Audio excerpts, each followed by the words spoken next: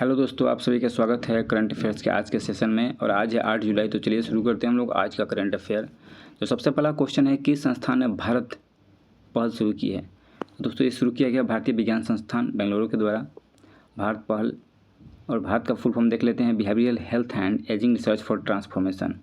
तो दोस्तों ये भारत पहल का मुख्य उद्देश्य है कि जो भारतीय जिनकी उम्र बढ़ती जा रही है, भारत में अधिक वृद्ध लोगों की संख्या पाई जा रही है, तो उससे संबंधित जो चीज़ें हैं एक डाटाबेस तैयार करना, जिनमें उनका शरीर, उनका बायोलॉजिकल प्रोसेस और पर्यावरणीय संकेतकों को ऐड करके एक बहुत बृहद डाटाबेस तैयार किया जाएगा, जिसके कारण से फ्यूचर में हम उनके लिए कुछ वेलफेयर स्कीम या उनकी ज़रूरतों के लिए कुछ स्टेप ले सकते हैं। इसके लिए एक मजबूत डेटाबेस का होना बहुत ज़्यादा ज़रूरी है। इसी के लिए शुरू किया गया है यह भारत पहल। नेक्स्ट है, हाल ही में भारत ने किस संस्थान में फिनोम इंडिया नेशनल बायोबैंक का गठन किया, जो व्यक्तिगत चिकित्सा की दिशा में एक बड़ा कदम माना जा रहा है। तो शुरू किया गया है CSIR institute of genomics and integrative biology के केंद्र में ये फिनोम इंडिया नेशनल बायोबैंक। और जो हमारे विज्ञान और प्रौद्योगिकी राज्य मंत्री डॉक्टर जितेंद्र सिंह हैं, उन्होंने इसकी शुरुआत की है। और इसका प्रमुख उद्देश्य है कि जो भारत देश भर के 10,000 लोगों से उनके genomic clinical life style data इकट्ठा किया जाएगा और इस बायोबैंक में रखा जाएगा। ये बायोबैंक प्रणाली UK के बायोबैंक मॉडल से प्रेरित है, प्रभावित है। और इससे जो भी डाटा इकट्ठा किया जाएगा उसमें भारत की सामाजिक आर्थिक विविधता को भी ध्यान में रखा जाएगा कि डाटा सेंट्रलाइज ना हो, विविध क्षेत्रों से डाटा इकट्ठा किया जाए। तो फ्यूचर में हम लोगों को जो बायोबैंक है उनके जीन को समझ करके उनके लिए कुछ कदम उठा सकते हैं स्वास्थ्य संबंधी। नेक्स्ट है, विश्व बैंक के अनुसार 2023 में भारत गिनी इंडेक्स के आधार पर दुनिया में किस स्थान पर रहा। दोस्तों दुनिया में भारत का रैंक रहा चौथा विश्व बैंक के जो गिनी इंडेक्स है उसके आधार पर। और इससे पता चलता है कि जो भारत में इस रिपोर्ट में कहा गया है कि 2011-12 से 2022-23 के बीच में भारत में जो आय असमानता है, जो इनकम इनइक्वलिटी है, उसमें काफ़ी गिरावट देखी जा रही है। और भारत अब समानता वाले देशों में अपना कदम बढ़ा चुका है।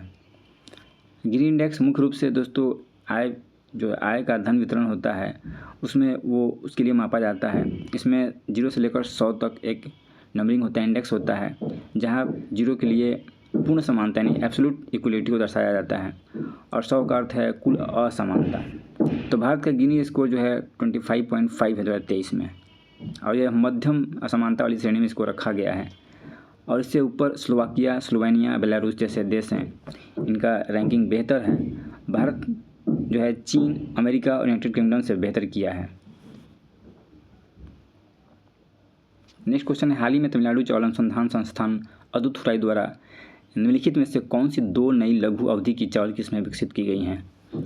तो ये विकसित किया गया ADT 59, ADT 53, जो तमिलनाडु चावल अनुसंधान संस्थान है उसके द्वारा डेवलप किया गया है। जो लघु चावल के 2 किस्में हैं, और ये किस्में मुख्य रूप से माना जाता है कि जो कावेरी डेल्टा का आसपास का रीजन है, इसमें जो ट्रेडिशनल चावल की खेती की जाती है, तो इन किस्मों की यूज करने से उच्च उपज होगा। ये जो किस्में हैं वो सैलिनिटी सहिष्णुता है, बेहतर पोषण सामग्री से युक्त हैं और कीट प्रतिरोधी भी हैं। तो इस तरह से हमारी जो क्लाइमेट चेंज के कारण जो कृषि जल परिस्थितियाँ हैं उसमें जो उत्पादकता प्रभावित हो रही है, इस किस्मों के यूज करने से वो बढ़ सकती है। नेक्स्ट है, हाल ही में किस यूरोपीय शहर की एक प्रमुख नदी को सार्वजनिक तैराकी के लिए सुरक्षित घोषित किया गया है। तो दोस्तों घोषित किया गया है सीन नदी को, जो पेरिस से होकर बहती है, इसके किनारे है पेरिस शहर। तो ये बहुत पॉल्यूटेड हो चुकी थी, उसको साफ़ सफाई करके इसको अब पब्लिकली तैराकी के लिए ओपन कर दिया गया है। नेक्स्ट है, भारत ने वर्ल्ड बॉक्सिंग कप 2025 में कुल कितने पदक जीते हैं। तो दोस्तों कुल टोटल 11 पदक जीते हैं भारत में। इसमें 3 गोल्ड और 3 ब्रॉन्ज और 5 जो है सिल्वर। और ये जो विश्व मुक्केबाजी कप है कजाकिस्तान के अस्ताना में संपन्न हुआ। इसमें भारतीय महिला मुक्केबाज साक्षी, जैस्मिन और नूपुर ने गोल्ड जीते हैं अपने अपने भार वर्ग में।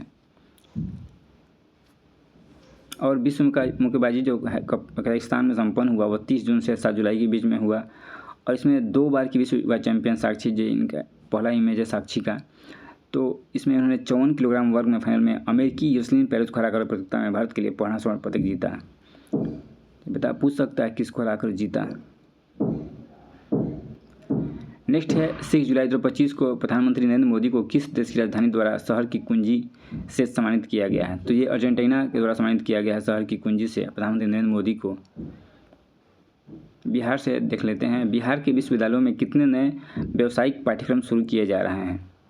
तो दोस्तों इसमें 7 नए पाठ्यक्रम शुरू किए जाएंगे, जिसमें ये जुड़े हुए होंगे banking, e commerce, creative writing, health care जैसे कोर्स इसमें शामिल किए जाएंगे। और आप स्नातक के साथ साथ अलग से व्यावसायिक कोर्स करने की कोई ज़रूरत नहीं रहेगी।